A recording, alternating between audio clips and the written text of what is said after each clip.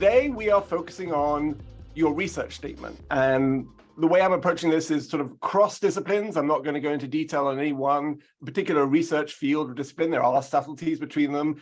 But at the heart of it, there's a core set of things that I think you want to be focusing on as part of your research narrative, something that you've been obviously thinking about a lot and focusing on a lot as part of your time here at Penn. And so I'm going to give you some best practices to hopefully position yourself for that in terms of how this document works and what you can do with that moving forward. I am Dr. Joseph Barber. I'm the Director of Graduate Career Initiatives here at Penn's Career Services.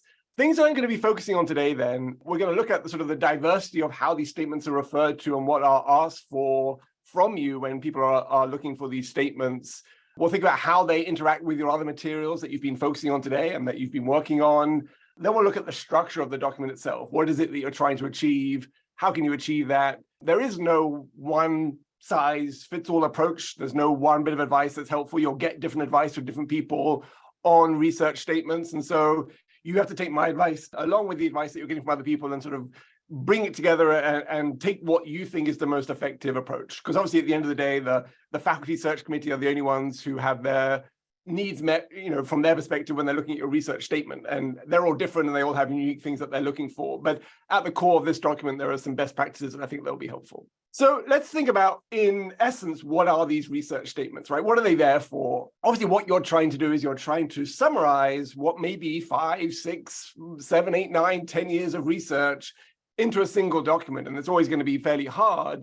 But the idea behind this document is that if you can demonstrate how effective that you've been with your research from the past, you are demonstrating potential for future research success moving forward. So a faculty search committee will look at that and say, hey, I've seen you've been effective. Chances are you will continue to be effective.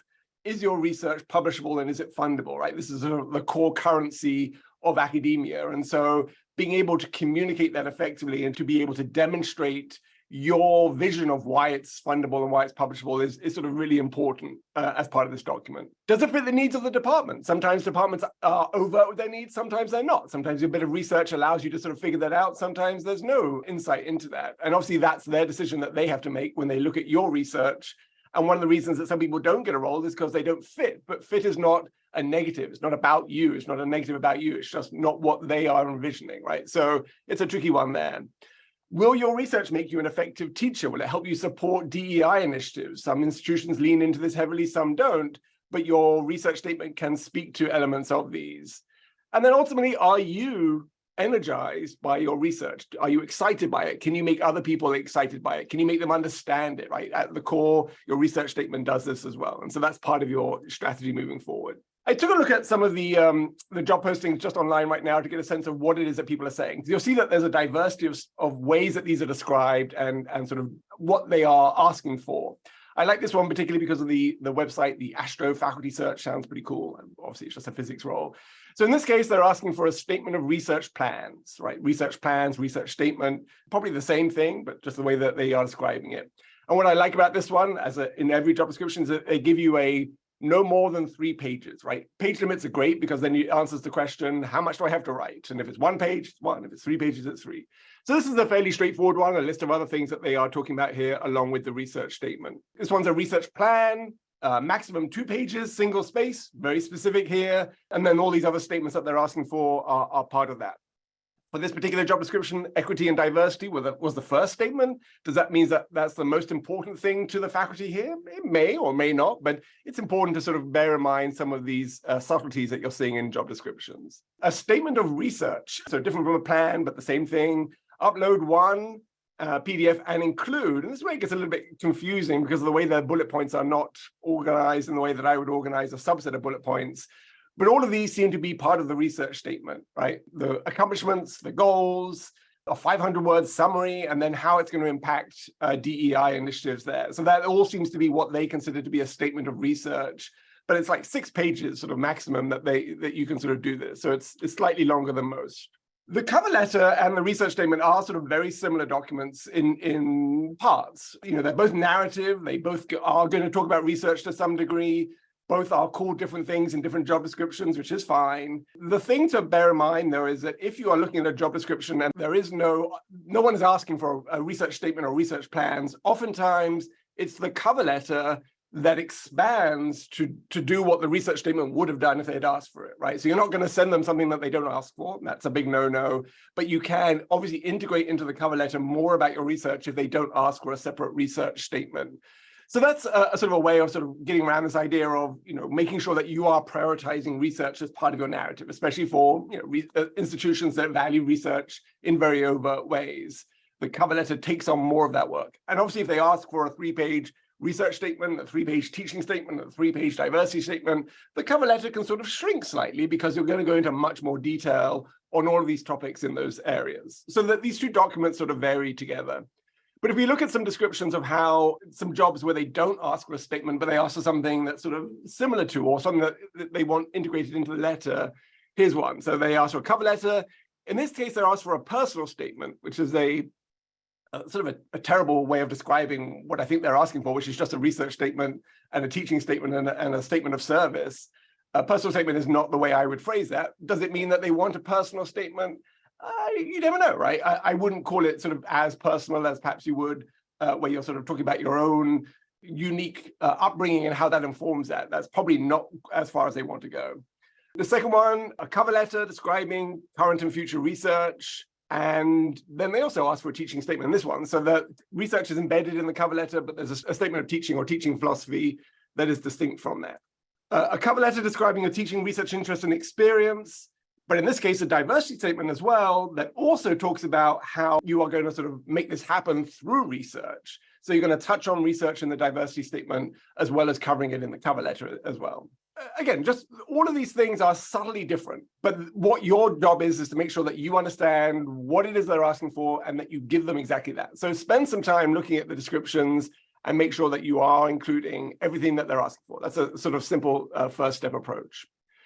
So whether it's called statement, proposal, plans, whatever it is, ultimately you're doing the same thing. You are going through the research, oftentimes talking about your past research, definitely talking about your current research, and then making sure that you're focusing on your future research, because that is the reason that you will be hired, right? You're not usually hired on the research that you've done. You're hired based on the potential of the research that you will do and that you will do over the next 5 to 10 years.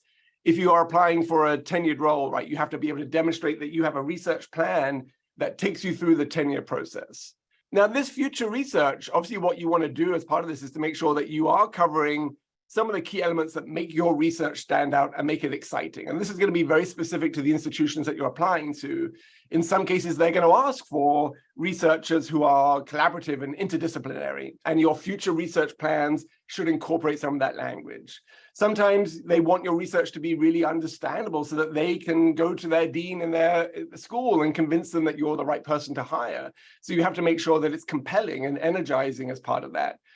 You might want to demonstrate that you can have an independent, self-funded research plan for the next 5 years. And so going into detail about your funding plan, what that's going to look like, who you're going to apply to, is a key part of your future research plans, right? If you don't mention funding, the assumption might be that you have no plan for bringing in funding. If you do mention funding, there's no guarantee you'll get it, but at least you can demonstrate that you'll be thinking about it.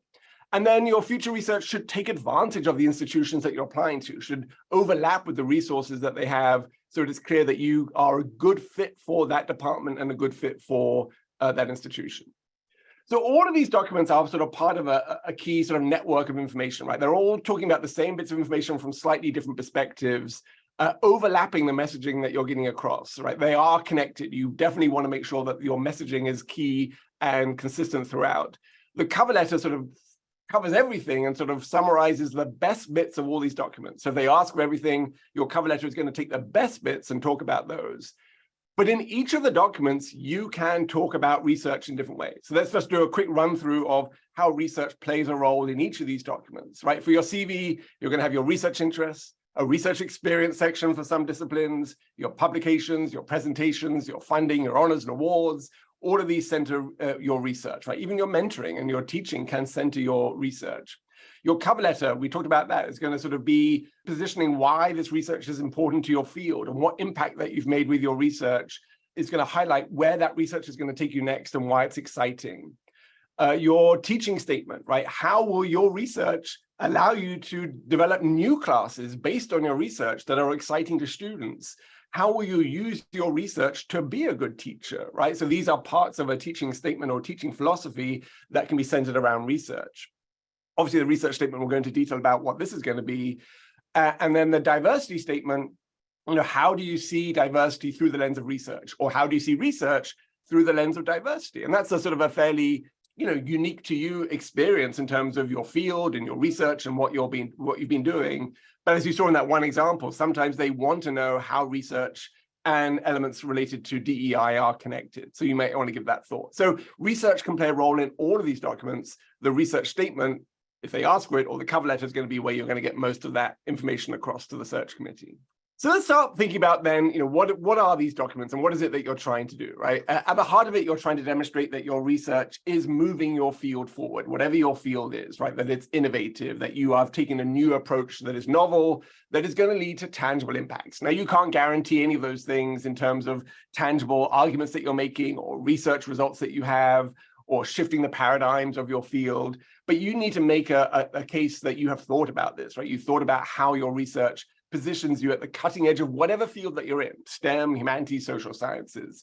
You also need to be able to demonstrate to a search committee that you can do this independently, that no one needs to hold your hand as you're going through this research, that, if you've been a postdoc, that now this is your research. If you're a PhD student in humanities and social sciences, that now you have a clear vision that you can see for the next 5 to 10 years moving forward.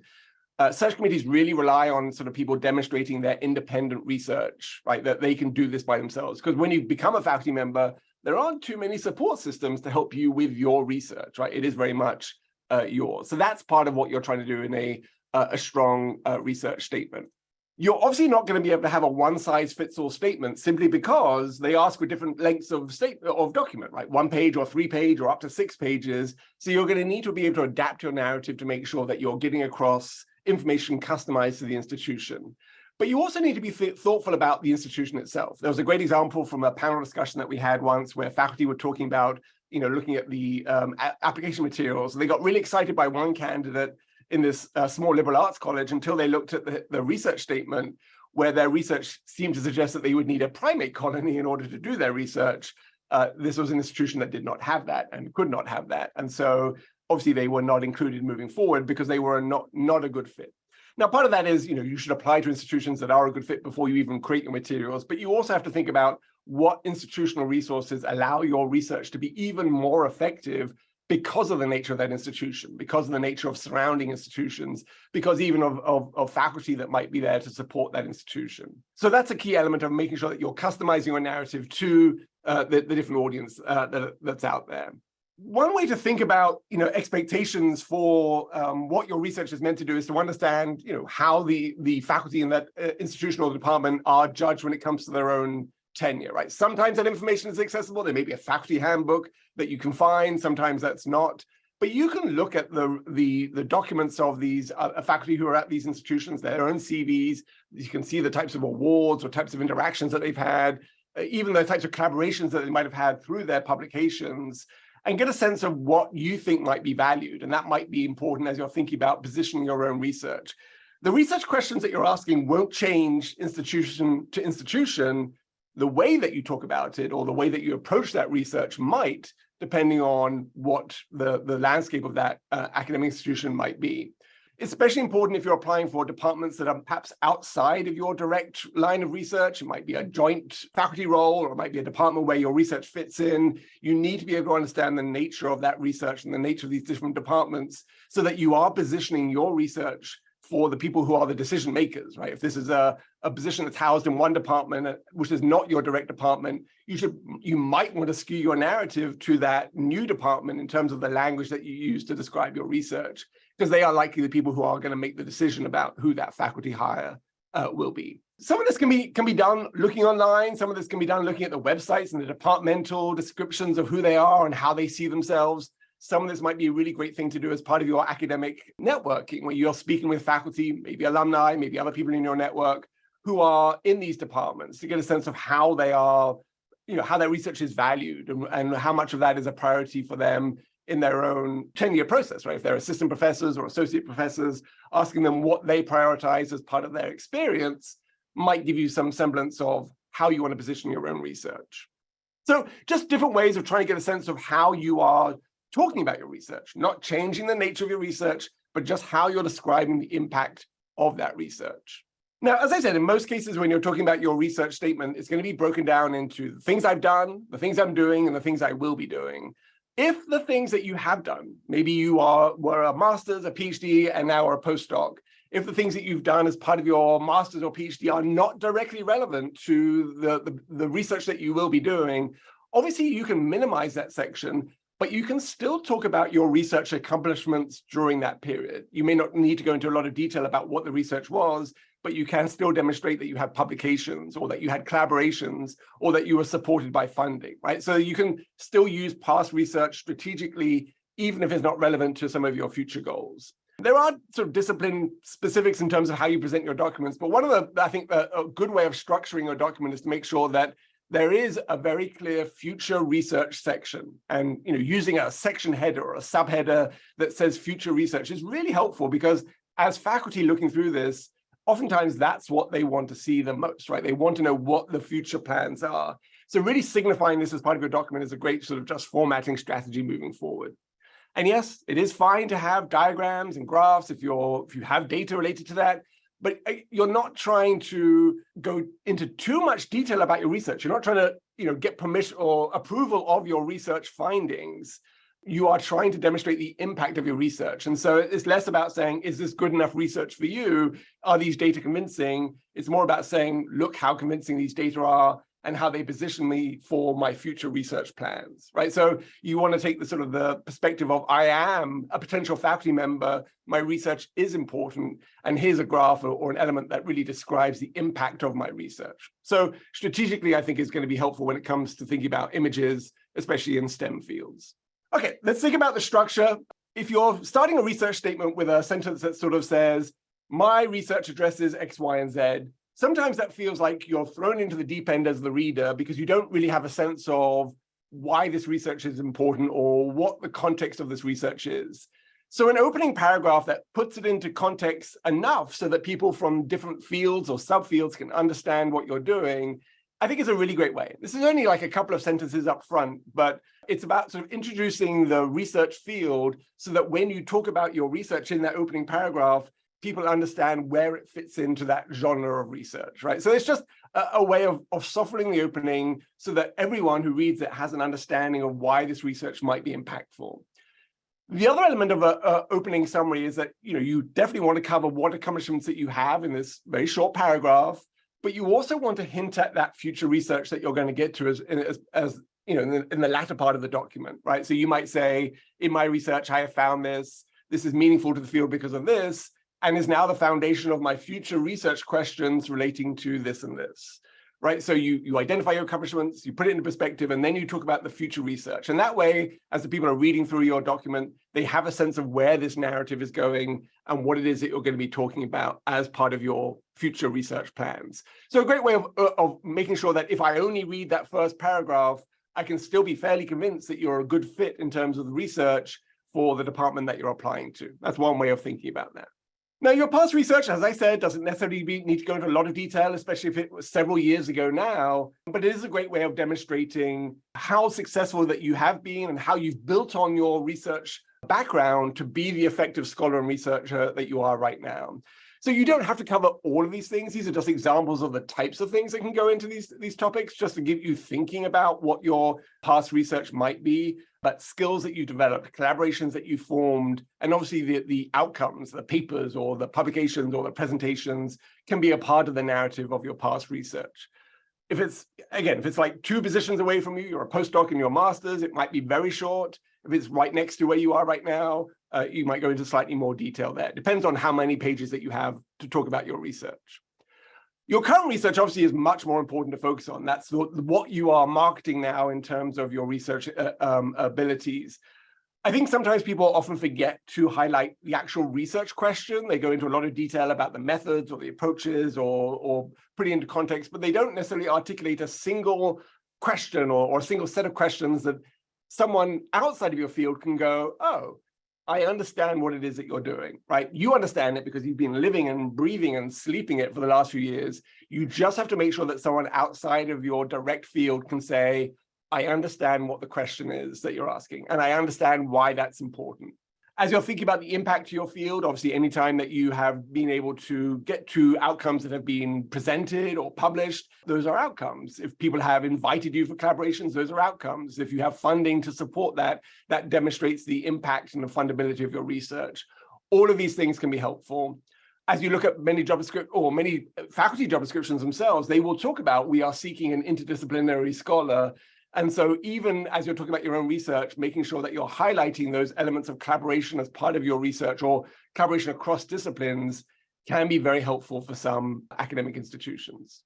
But it's truly the future research that allows people to get excited by you, right? That's what they're going to want to talk to you about as part of the interview process that you're going through. And so making sure that you're really touching on the key parts of your future research is important. So it should feel like a good foundation for your future research. I understand what you've accomplished now, so I can see how you're going to move this forward. If you are in a STEM field and you're a postdoc, you may need to very specifically identify how your research is going to be distinct from your PI's research, or if you've had a conversation about what part of that research is yours, that will also make the search committee much more confident that you will have a fundable and publishable set of research and won't be in direct competition with your PI, right? So being very overt about that, I think, is key.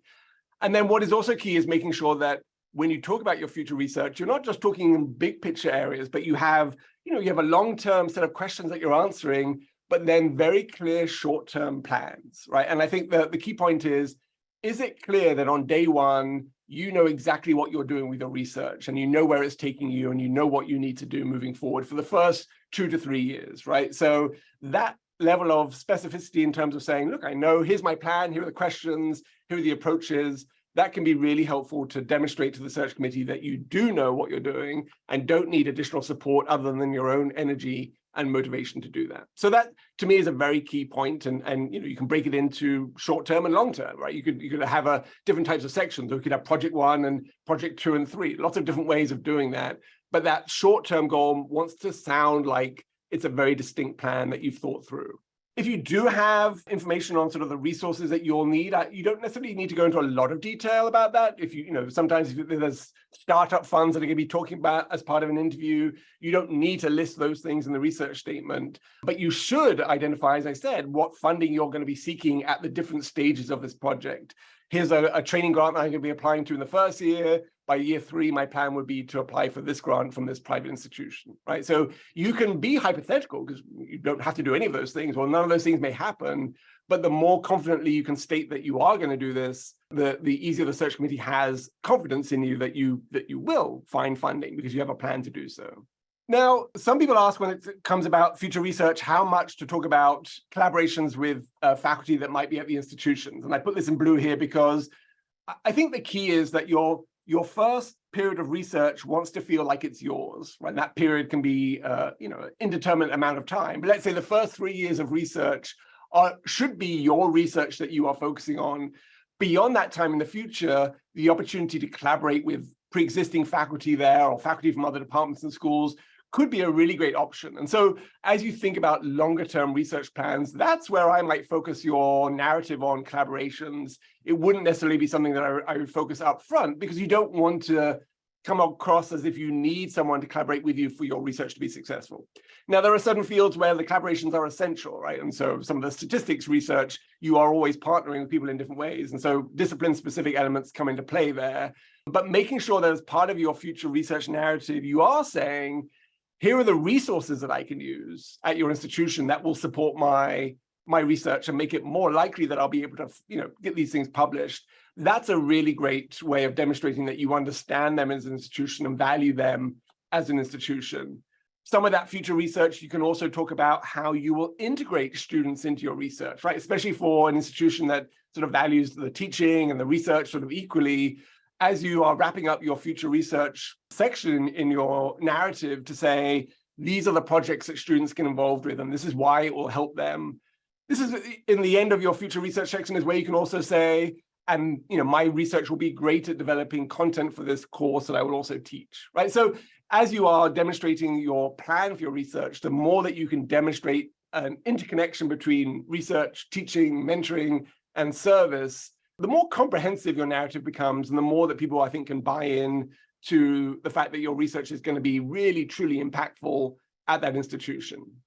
In an ideal world, that your research is cohesive from when you started being a graduate student to where you are now as an applicant, that there is a commonality in theme, in structure, in methodologies, in knowledge, but also an evolution in your ability to lead and manage the research. It doesn't always work that way. Sometimes, especially if you're a postdoc, you may be in a totally different area from your PhD and it may feel somewhat disjointed. You can look for the commonalities. It doesn't have to be a single thread. But obviously, when you're applying for a faculty position, they need to know what comes next and how the past informs the future. So whatever it is that you can draw from these different experiences that can demonstrate the future impact of your research, that's what I would lean into. I wouldn't have to, I don't think you have to explain why you made these choices. You just have to make it make sense to someone who's not you. And sometimes that's easier because you understand the complexities of it, whereas your narrative can sometimes be more straightforward. If you're asked for 3 pages and it's one solid paragraph, it's going to be complicated. So making sure that you're leveraging your formatting to make sure that people can flow. This is where those subheaders can come in: summary, past research, current research, future research, conclusions, right? You could have those just to guide the reader through. If it's a 1-page document, you probably don't need that, but you definitely still want to identify what that future research will look like. When you are talking about your research, the we statement, we did this, it's very common in academic fields, especially in the science fields, but it can take away from your power. So make sure you use I statements strategically to make sure that people can see that this is your research that you're talking about, not some research that is your advisors or your PI's research. So I statements are going to be critical. And when you're doing your research statement, try to avoid citing other people to put your research into context, because if you cite too many other people who aren't you, you're sort of diluting your narrative and giving your power away to other people. So making sure that you don't overcite, you're not doing a literature review, you're just citing strategically, and sometimes you don't necessarily need to cite at all, but be very thoughtful about how many other people you're citing who are not you, because it is your research statement.